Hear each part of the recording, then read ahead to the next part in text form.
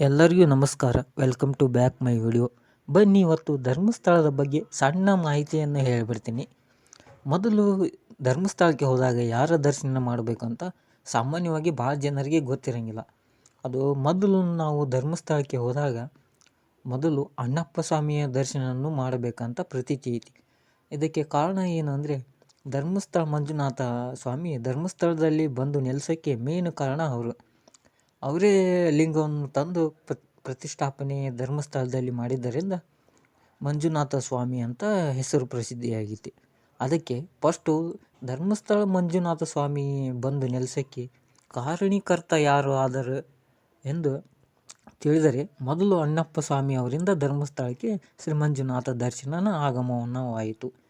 ಇದಕ್ಕೆ ಕಾರಣವಾದ ಮೂಲಪುರುಷನನ್ನೇ ಮೊದಲು ದರ್ಶನ ಮಾಡಬೇಕೆಂದು ಧರ್ಮ ದೇವತೆಗಳು ಹೇಳಿದ್ದಾರಂತೆ.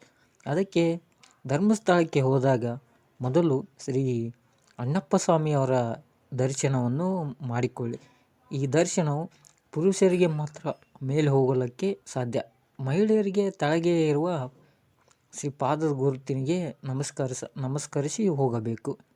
ಯಾರಾದರೂ ಈ ಧರ್ಮಸ್ಥಳಕ್ಕೆ ಹೋದಲ್ಲಿ ಮೊದಲು ಅಣ್ಣಪ್ಪ ಸ್ವಾಮಿಯ ದರ್ಶನವನ್ನು ಮಾಡಿಕೊಂಡು ನಂತರ ಶ್ರೀ ಧರ್ಮಸ್ಥಳ ಮಂಜುನಾಥ ಸ್ವಾಮಿಯನ್ನು ದರ್ಶನ ಮಾಡಿಕೊಳ್ಳಿ. ಇದು ಒಂದು ಸಣ್ಣ ಇನ್ಫಾರ್ಮೇಷನ್ ಆಗಿತ್ತು. ಧನ್ಯವಾದಗಳು ವಿಡಿಯೋ ನೋಡಿದ್ದಕ್ಕೆ.